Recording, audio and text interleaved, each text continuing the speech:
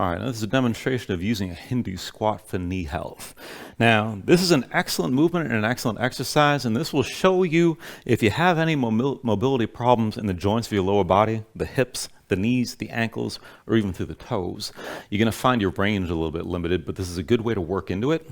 And keep in mind, I'm going to go for a higher level of reps. I'm going to go for 25 of these, all right, which is quite a bit.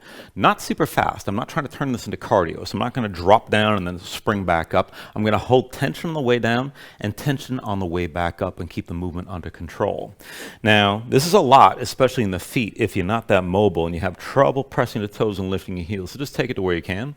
The wall is right here, so I can just trace my fingers down and up and I don't have to worry about balance. Now, what I'm going to try to do here is get my knees up as high as I can, or get the heels up as high as I can, pushing the knees forward, and then basically my fully bent legs are going to be horizontal, all right? So the knees should be pointing toward the wall.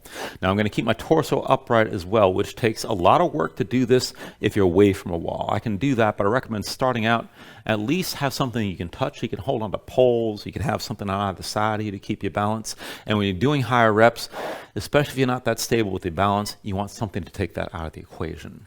Now, from here, I'm going to stand my toes, feet about hips with heels in, toes out, so about not too far apart.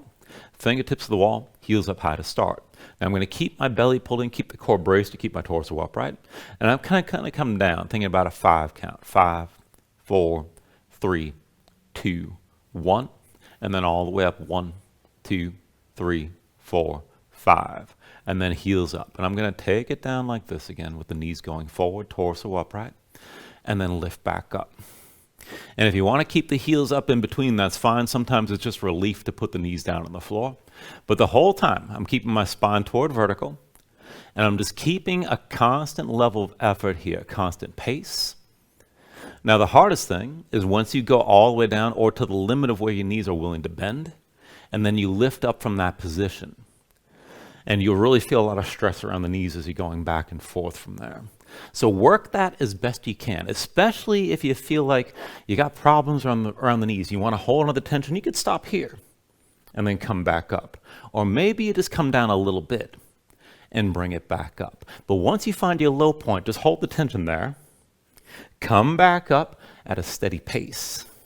And again, if you can come all the way down, don't just rest at the bottom. Lift back up right away, but you're not pushing, you're not exploding up off the floor.